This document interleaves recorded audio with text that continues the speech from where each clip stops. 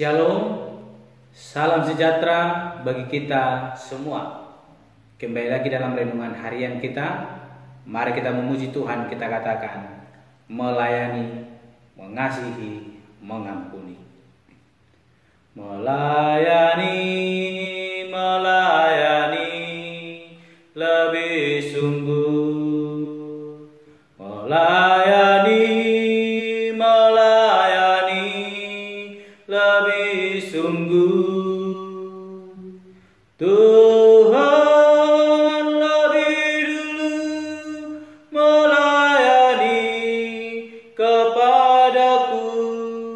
Melayani, melayani, lebih sungguh. Mengasihi, mengasihi, lebih sungguh. Mengasihi, mengasihi, lebih sungguh. Tuhan lebih dulu mengasihi kepadaku. Mengasihi, mengasihi, lebih sungguh. Mengampuni, mengampuni, lebih sungguh. Mengampuni, mengampuni, lebih sungguh. Tuhan lebih dulu mengampuni kepadaku. Mengampuni, mengampuni, lebih sungguh. Amin. Mari kita membuka Alkitab kita dari kitab 2 Samuel pasalnya yang ke-14 ayat pertama sampai dengan yang ke-20. Demikianlah firman Tuhan dengan perikop Absalom kembali. Ketika Yoab anak Zeruya mengetahui bahwa hati raja merindukan Absalom, maka ia menyuruh orang ke Tekoa menjemput dari sana seorang perempuan yang bijaksana. Lalu ia berkata kepada perempuan itu, "Berlakulah pura-pura berkabung dan pakailah pakaian berkabung. Janganlah berurak dengan minyak dan berlakulah seperti seorang perempuan yang telah lama berkabung karena seorang mati." Kemudian masuklah menghadap raja dan berbicaralah kepadanya seperti ini. Lalu Yoab menaruh perkataannya ke dalam mulut perempuan itu. Ketika perempuan Tekoa itu masuk menghadap raja, sujudlah ia dengan mukanya ke tanah dan menyembah sambil berkata, "Tolonglah, ya tuanku raja." Raja bertanya kepadanya, "Ada apa?" Jawabnya, aku ini seorang janda, sebab suamiku sudah mati. Hambamu ini mempunyai 2 orang anak laki-laki. Mereka berkelahi di padang, dan karena tidak ada yang memisahkan, maka yang satu memukul yang lain dan membunuh dia. Dan sekarang seluruh kaum keluarga bangkit melawan hambamu ini, dan mereka berkata, "Serahkanlah seorang yang membunuh saudaranya itu, supaya kami menghukum dia mati ganti nyawa saudaranya yang telah dibunuhnya itu, dan supaya kami menggunakan juga ahli waris itu. Mereka hendak menggunakan keturunanku yang masih tersisa itu dengan tidak meninggalkan nama atau keturunan bagi suamiku di muka bumi."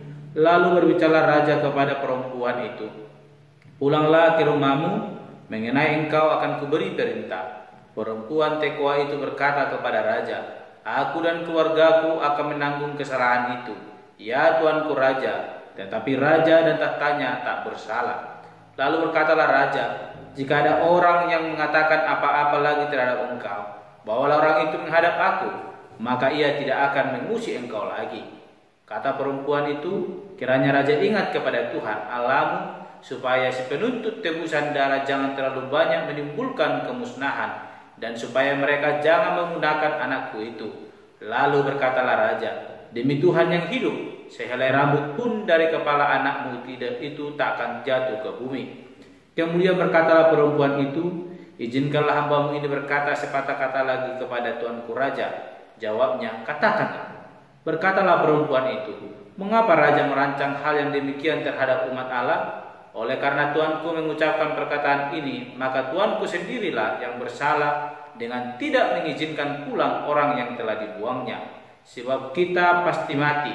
Kita seperti air yang tercurah ke bumi, yang tidak terkumpulkan. Tetapi Allah tidak mengambil nyawa orang, melainkan Ia merancang supaya seorang yang terbuang jangan tinggal terbuang daripadanya.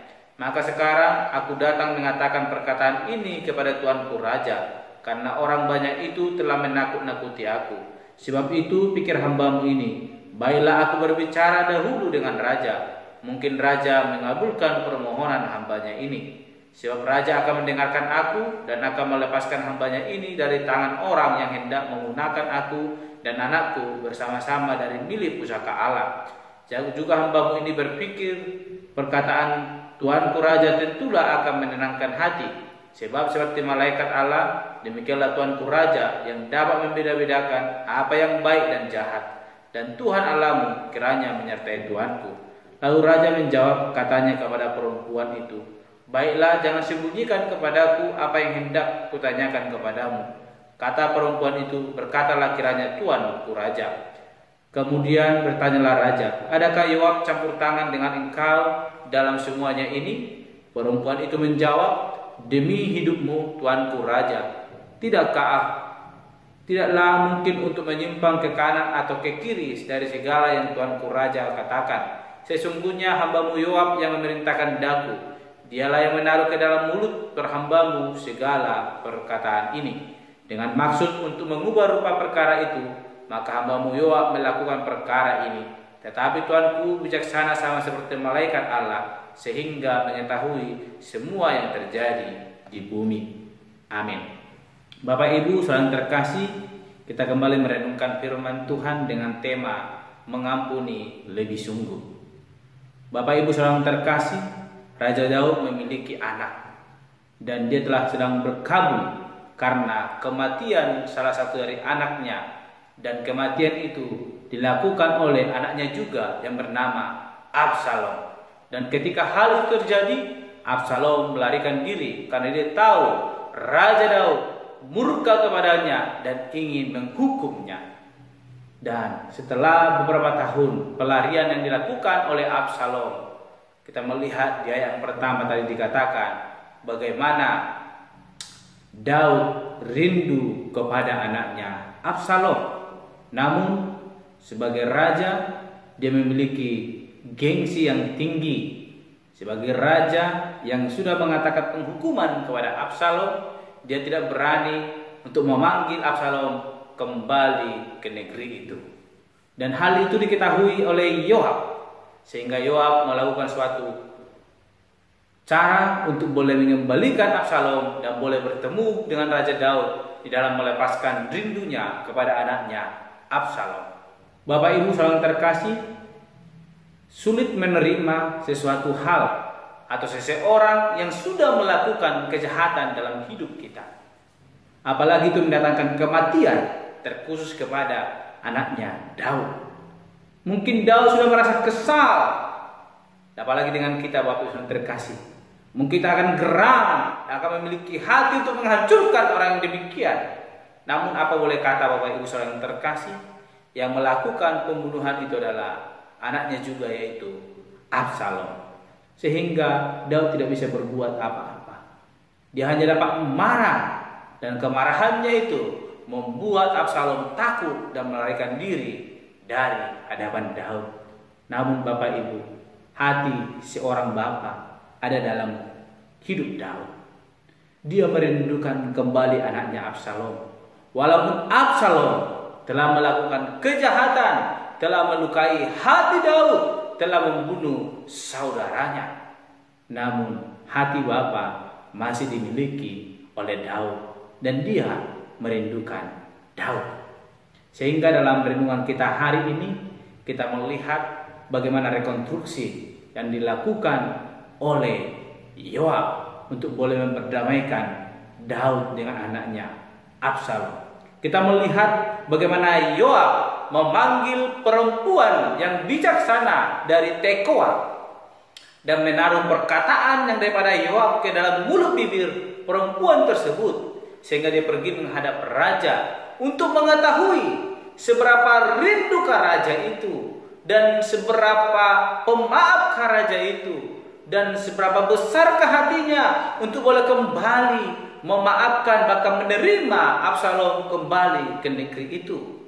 Dan ketika dia mengirim perempuan Tekoa itu, kita melihat bagaimana percakapan yang dilakukan oleh perempuan Tekoa dengan Raja Daud, yang menghasilkan suatu titik temu di mana Daud masih memiliki kasih yang daripada Allah. Dia tahu bahwa seseorang tidak harus mengambil nyawa orang lain yang sudah menghilangkan nyawa orang lain juga. Sehingga hal ini membuka kembali hati Daud melalui perempuan Tekoa yang menyampaikan hal-hal bahkan kebenaran firman Tuhan kepada Daud. Jikalau kita membaca Bapak Ibu saudara yang terkasih, dikatakan di ayatnya yang ke-17 dikatakan, juga hambamu ini berpikir perkataan tua raja tentulah akan menenangkan hati, sebab seperti malaikat Allah demikianlah tuanku raja yang dapat membeda-bedakan apa yang baik dan jahat, dan Tuhan Allahmu kiranya menyertai tuanku.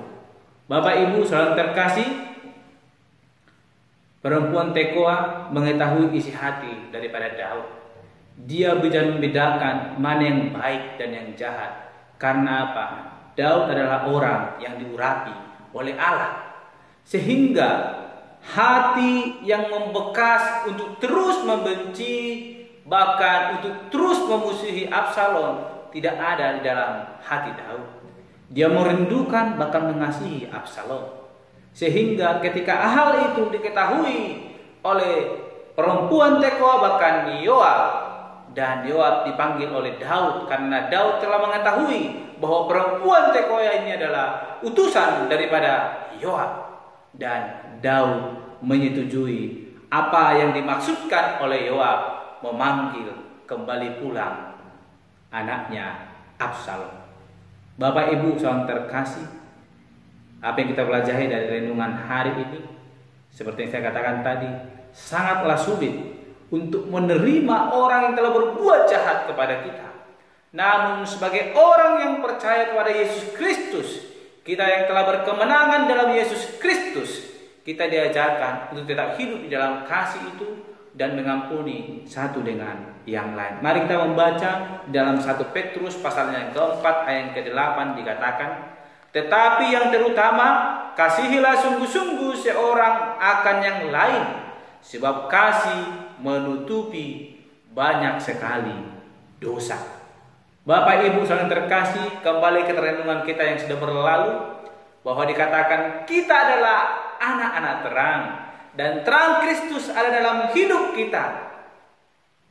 Seberat apapun persoalan yang kita alami, sesulit apapun bahkan sejahat apapun perilaku tindakan orang lain kepada kita, kita tidak diajarkan untuk menuntut balas demikian. Namun Allah meminta kepada kita untuk boleh menyerahkan kepada Allah. Biarkan Allah yang boleh bekerja, boleh melakukan penghukuman itu. Kita diajarkan untuk tetap hidup dalam kasih-Nya, sebab kasih menutupi banyak hak. Kita dahulunya adalah orang yang berdosa.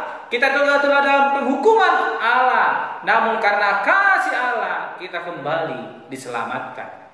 Itu yang diajarkan firman Tuhan hari ini kepada kita. Mari Bapak Ibu, walaupun sulit, mari kita hidup dalam kasih Allah, mengampuni lebih sungguh. Dan itulah yang diinginkan Tuhan dalam hidup kita. Apapun keadaan kita alami, sesulit apapun persoalan kita alami, apapun tindakan orang lain kepada kita, jangan pernah mengharapkan pembalasan yang daripada manusia. Namun biarkanlah Allah yang boleh bertindak. Kita dituntut untuk boleh mengasihi orang tersebut, sehingga mereka juga boleh kita tarik ke dalam terang Kristus, dan kita akan mengancarkan kasih Kristus sebagaimana firman Tuhan. Hiduplah sebagai terang. Kita adalah terang, mari kita pancarkan terang Kristus melalui kasih kepada sesama kita. Amin. Mari kita berdoa. Bapa Surgawi, kami telah merenungkan firman Tuhan, bagaimana Daud merindukan anaknya Absalom yang telah melukai hatinya dengan membunuh saudaranya sendiri, sehingga dia harus melarikan diri dari hadapan ayahnya.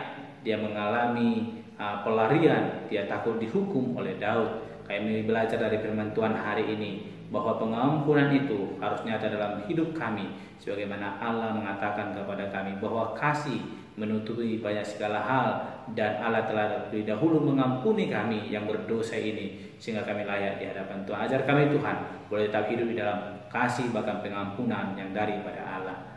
Hanya Tuhan kami berdoa, haleluya, amin. Shalom Bapak Ibu, Tuhan Yesus memberkati. Tuhan lebih dulu mengampuni kepadaku, mengampuni